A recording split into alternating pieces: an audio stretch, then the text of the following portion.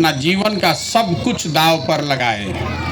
13 महीना से हम पैदल चल रहे हैं, वोट नहीं मांगते हैं, चंदा पैसा लेते नहीं हैं, घर घर जाकर किसी का मदद नहीं कर रहे हैं। आपको बता रहे हैं कि जिस गरीबी और बदहाली में आप पिछले 50 बरस से जी रहे हैं, इससे आप बाहर कैसे निकल सकते हैं? आपको लगता है कि कोई नेता आ जाता, कोई सरकार ऐसी आ जाती कि आपका गरीबी सब परेशानी दूर हो जाता है। इसी चाहत में पिछला 75 साल से आप मूर्ख बनाए जा रहे हैं। 40 बरस तक आपने कांग्रेस को वोट दिया, फिर 15 बरस लालू जी का ललटेन लेकर घूमे। 17-18 साल से आपने नीतीश कुमार को मुख्यमंत्री बनाया है। दिल्ली में हम लोग मोदी जी को भी बैठा कर देख लिए, लेकिन बिहार और बिहार के बच्चों का भला नहीं हुआ। तो अब अगर प्रशांत किशोर आए हैं, हम पर भरोसा कीजिएगा, हमको वोट दीजिएगा, तो इसका क्या गारंटी है कि हम आपको धोखा नहीं देंगे? हम भी वोट लेकर चले जाएंगे तो आपका काम नहीं करेंगे।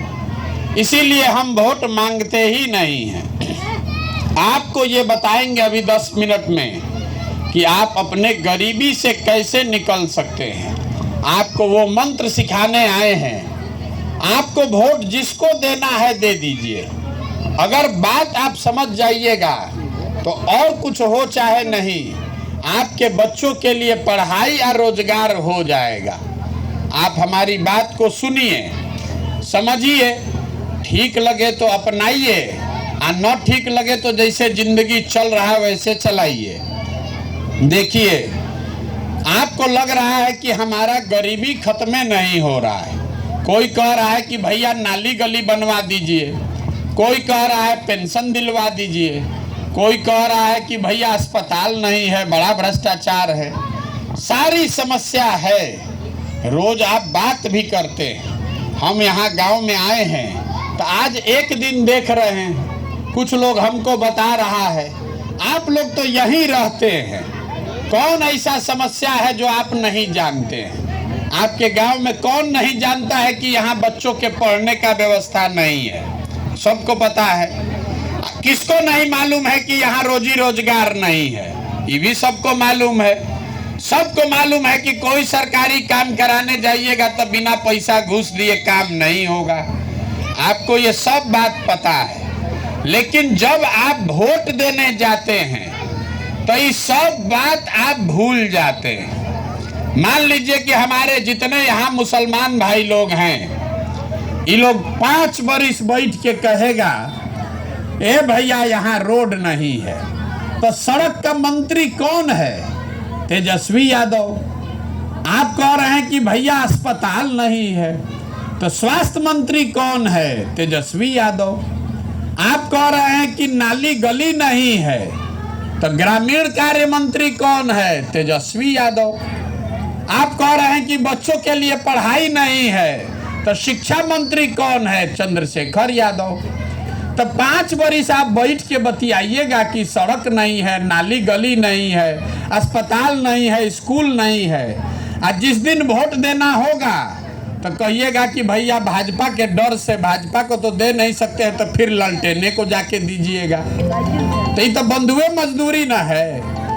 आपको मालूम है कि आदमी ने काम नहीं किया है, नेता ने काम नहीं किया है, फिर भी भाजपा के डर से आप लालू को वोट देते हैं। वही दशा हिंदुओं का है, जिसको साल भर परेशानी है, भाजपा के विधायक को बैठ के गाली देते हैं। अब की हाली सांसद को वोट नहीं देंगे। 5 बरस इसने मुंह नहीं दिखाया है, और कल 6 महीना के बाद चुनाव होगा तो कहिएगा कि बाप रे बाप, लालू नहीं आना चाहिए, तो लालू के डर से उसी सांसद, उसी विधायक को जाकर वोट दीजिएगा। तो बिहार में कुछ लोग जात के नाम पर बंधुआ मजदूर बन गया, कुछ धर्म के नाम पर बंधुआ मजदूर बन गए, कुछ लालू के डर से भाजपा के बंधुआ मजदूर बन गए, और कुछ भाजपा के डर से लालू के बंधुआ मजदूर बन गए। तो बंधुआ मजदूरों के समाज में बच्चे डॉक्टर, इंजीनियर, कलेक्टर नहीं बनेंगे। आपके बच्चों को मजदूर ही बनना पड़ेगा। यही बिहार की दुर्दशा है। आपको सब पता है, लेकिन आप अपने और अपने बच्चों के भविष्य के लिए वोट नहीं देते। तो हम जो रास्ता में चल रहे हैं, 4000 से ज्यादा गांव में पैदल गए हैं। गांव गांव जाकर क्या कह रहे हैं, आपको एक के बात समझा रहे हैं। अगर आप अपना और अपने बच्चे का चिंता नहीं कीजिएगा तो कोई दुनिया में आपके बच्चे का चिंता करेगा भाई? काहे करेगा? हम अभी आपके गांव में आए हैं, 100 गो बच्चा हमको रास्ते में मिला होगा। आधा से ज्यादा बच्चों के शरीर पर कपड़ा नहीं है। आपके छोटे छोटे बच्चों के पैर में चप्पल नहीं है। आपको अपने गांव में बैठे बैठे भारत पाकिस्तान समझ में आ रहा है। पुलवामा हो गया ये बुझा रहा है। लालू जी का लड़का कैसे मुख्यमंत्री बनेगा समीकरण आपको बुझा रहा है। मोदी जी का 56 इंच का सीना दिख रहा है, अपने बच्चे का दुर्दशा नहीं दिख रहा है। तो आपका बच्चा नहीं भोगेगा तो कौन भोगेगा? यहाँ आप जितने लोग आए हैं, अभी आपका जो दशा है, इसका कारण क्या है आपको 1 मिनट में समझाएंगे। सब आदमी को एक सवाल का जवाब देना है। सबको हाँ चाहे ना बोलना है, हाथ उठाकर सबको बोलना है। और आपको आईना के तरह दिखेगा कि आपका दुर्दशा क्यों है। जरा सोच के बताइए, आपके गांव में और कुछ हो चाहे नहीं, सभी के बच्चों के पढ़ने के लिए अच्छी व्यवस्था होनी चाहिए कि नहीं होनी चाहिए? सबको हाथ उठा के बताना, होना चाहिए कि नहीं होना चाहिए? हम नहीं बोले हैं, आप लोग अभी कहे हैं, सब लोग देखा है।